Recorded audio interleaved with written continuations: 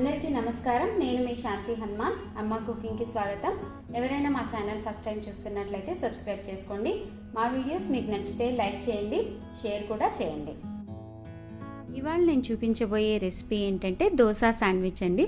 వినటానికి చాలా కొత్త వెరైటీ అనిపిస్తుంది కదా, చూడటానికి కూడా బాగుంటుంది, తినటానికి అంతకంటే బాగుంటుంది. జనరల్గా మనం శాండ్విచ్ అంటే బ్రెడ్తో చేస్తాం, పావుతో చేస్తాము, లేదా బన్తో చేసుకుంటాం. కానీ దోస బ్యాటర్తో శాండ్విచ్ అనేది చాలా కొత్త వెరైటీ అని నేనైతే అనుకుంటున్నాను. మరి ఇది మా పిల్లల కోసం కనిపెట్టిన వెరైటీ అండి. ఏదో కావాలని అడుగుతూ ఉంటారు కదా ఈవినింగ్ స్నాక్స్. అది కూడా కొద్దిగా హెల్తీగా టేస్టీగా చేసి పెడదామన్న ఉద్దేశంతో కనిపెట్టిన వెరైటీ ఇది. మీకు అందరికీ కూడా నచ్చుతుందని అనుకుంటున్నాను. మరి దోస శాండ్విచ్ చేయడానికి ఏమేం కావాలో ఎలా చేయాలో చూసేద్దామా. ఈ దోస బ్యాటర్ రెడీ చేసుకోవడానికి 1 cup urad dal, 3 cups rice తీసుకోండి. దీనికి ఒక 1/4 కప్ చనా దాల్, కొద్దిగా మెంతులు, ఒక 1/4 కప్ అటుకులు తీసుకొని 3 అవర్స్ నానబెట్టి పిండి చేసి పెట్టుకొని ఫర్మెంటేషన్ కోసం ఒక 8 అవర్స్ పెట్టండి. తర్వాత పిండి ఇలా రెడీ అవుతుంది.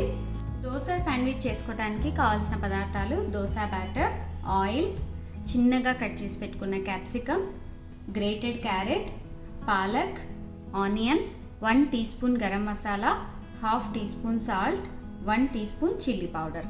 ఇప్పుడు ఎలా చేయాలో చూద్దాం. ఒక ప్యాన్ తీసుకొని 1 టేబుల్ స్పూన్ ఆయిల్ వేయండి. ఆయిల్ కొంచెం వేడెక్కాక ఇప్పుడు ఆనియన్స్ వేయండి. ఇది మనకి ఎక్కువ ఫ్రై అవ్వాల్సిన అవసరం లేదు, ఎందుకంటే దోస శాండ్విచ్ చేస్తున్నాం కదా, ఆ శాండ్విచ్ చేసేటప్పుడు కూడా కొద్దిగా ఫ్రై అవుతాయి. అందుకు కొంచెం ఒక 1 మినిట్ అవుతూనే ఇప్పుడు క్యాప్సికమ్ వేసేయండి. ఈ రెండు కలిపి ఒక 2 మినిట్స్ ఇలాగే మగ్గించండి. ఇప్పుడు ఇందులోకి పాలక్ వేసేయండి. ఇది కూడా ఒక 1 మినిట్ ఇలా మగ్గిన తర్వాత మళ్ళీ క్యారెట్ తురుము వేద్దాం.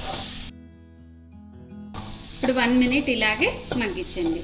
ఇప్పుడు chilli powder, garam masala, salt వేసి ఇవి మీ టేస్ట్కి తగ్గట్టు మీకు ఎక్కువ కావాలంటే ఎక్కువ వేసుకోండి, తక్కువ కావాలంటే తక్కువ వేసుకోండి.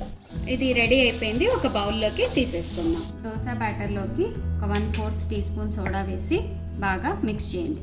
మీరు దోస బ్యాటర్లో ఆల్రెడీ సాల్ట్ వేసింటే వేసుకోకండి, లేకపోతే ఇప్పుడు సాల్ట్ వేసి కలుపుకోండి. దోస బ్యాటర్ ఈ కన్సిస్టెన్సీ ఉండేలాగా చూసుకోండి.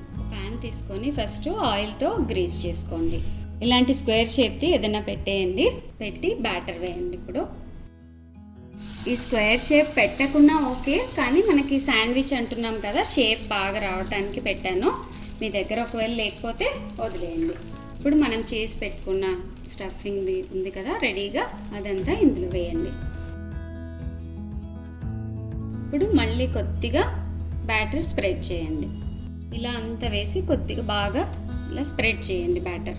ఇప్పుడు లిడ్తో క్లోజ్ చేసి ఒక 1 మినిట్ ఇలాగే టోస్ట్ అవ్వనివ్వండి. ఇప్పుడు లిడ్ తీసేసి సైడ్స్ అంతా ఇలా ఒకసారి అనేసేయండి. ఇప్పుడు ఈ స్క్వేర్ని తీసేసి పక్కకు పెట్టండి. దీన్ని టర్న్ చేయండి. ఇప్పుడు మళ్ళీ ఇలా రివర్స్ చేసి, దీనికి అసలు ఆయిలే లేదు కదా, కొద్దిగా ఆయిల్ ఇలా స్ప్రెడ్ చేయండి. చేసి మళ్ళీ టర్న్ చేయండి. 2 సైడ్స్ బాగా టోస్ట్ అయిపోయింది. దీన్ని ఒక ప్లేట్లోకి తీసేసుకోండి. చూడండి, ఇది బ్రెడ్తో చేసిన శాండ్విచ్ అనుకుంటాం కానీ దోస శాండ్విచ్ అని ఎవ్వరు అనుకోరు. చాలా బాగుంది, వెరైటీగా ఉంది, టేస్టీగా కూడా ఉంది. మీరు తప్పకుండా ట్రై చేయండి. దీన్ని కెచప్తో తింటే బాగుంటుంది, లేదు మీరు చట్నీ చేసుకున్నాము మేము చట్నీతో తినేస్తామంటే చట్నీతో కూడా బాగుంటుంది. ట్రై చేసి ఎలా వచ్చిందో తప్పకుండా నాకు చెప్పండి.